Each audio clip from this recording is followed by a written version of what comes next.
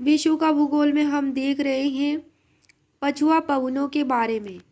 पछुआ पवने इन्हें इंग्लिश में वेस्टर्लीज कहा जाता है। पछुआ पवनों को इनके बारे में है इम्पोर्टेंट फैक्ट कि पछुआ पवने उपोष्ण उच्च वायुदाब कटिबंध से उपध्रुवीय निम्न वायुदाब कटिबंधों की ओर चलने वाली पश्चिमी पवनों को पछुआ पवन कहते हैं। किसको कहते हैं? पछुआ पवन उपोष्ण उच्च वायुदाब कटिबंध से उपध्रुवीय निम्न वायुदाब कटिबंधों की ओर चलने वाली पश्चिमी पवनों को पछुआ पवन कहते हैं।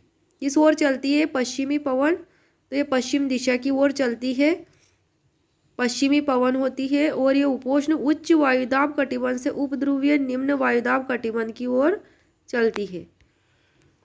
ये दोनों वायुदाब पेटियां हैं, उपोष्ण उच्च वायुदाब कटिबंध और उपध्रुवीय निम्न वायुदाब कटिबंध।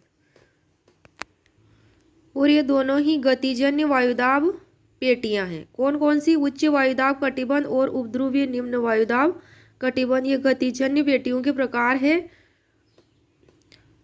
तो इनसे होकर के चलने वाली पछुआ पवने, पश्चिमी पवनें जो होती है उन्हें पछुआ पवन कहते हैं। नेक्स्ट पॉइंट है इसी के बारे में, पृथ्वी की घूर्णन गति के कारण उत्तरी गोलार्ध में इनकी प्रवाह दिशा दक्षिणी पश्चिम से उत्तर पूर्व की ओर होती है और दक्षिणी गोलार्ध में उत्तर पश्चिम से दक्षिणी पूर्व की ओर होती है। किसके कारण होती है? पृथ्वी की घूर्णन गति के कारण।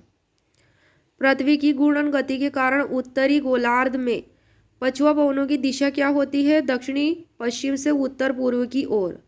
और दक्षिणी गोलार्ध में क्या दिशा होती है इनकी? तो उत्तर पश्चिम से दक्षिणी पूर्व की ओर होती है।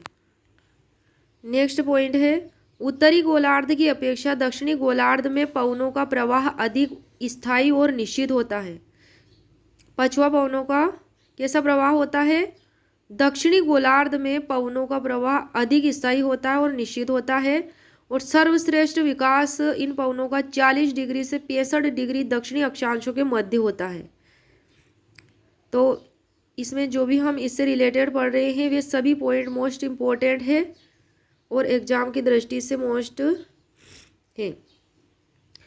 सर्वश्रेष्ठ विकास इनका 40 डिग्री से 65 डिग्री दक्षिणी अक्षांशों के मध्य होता है। कौन से अक्षांशों के मध्य होता है? दक्षिणी अक्षांशों के मध्य, क्योंकि यहाँ पर स्थलीय भाग का अभाव होता है। नेक्स्ट पॉइंट है इसका मोस्ट इम्पोर्टेंट कि यहाँ के प्रचंड वेग के कारण जब ये दक्षिणी गोलार्ध में आती हैं तो यहाँ सर्वश्रेष्ठ विकास 40 डिग्री से 65 डिग्री दक्षिणी अक्षांशों के मध्य होता है। तो इसी प्रचंड वेग के कारण दक्षिणी गोलार्ध में इन पछुआ पवनों को अक्षांशीय स्थितियों के आधार पर, किसके आधार पर? अक्षांशीय स्थितियों के आधार पर। किसके आधार पर? अक्षांशीय स्थितियों के आधार पर गरजता 40 यानी कि रोरिंग 40, प्रचंड 50 यानी कि फ्यूरियस 50 और चीखता 60 यानी कि स्क्रीमिंग 60 भी कहा जाता है। पछुआ पवनों को क्या कहा जाता है? गरजता 40, प्रचंड 50 और चीखता 60 कहा जाता है। ये तीनों ही किसके नाम है? पछुआ पवनों के नाम हैं। और कहाँ कहा जाता है इनको? दक्षिणी गोलार्ध में इनका प्रचंड वेग होता है। अक्षांशीय स्थितियों के आधार पर कहा जाता है। गरजता 40, प्रचंड 50 और चीखता 60 पछुआ पवनों को कहा जाता है।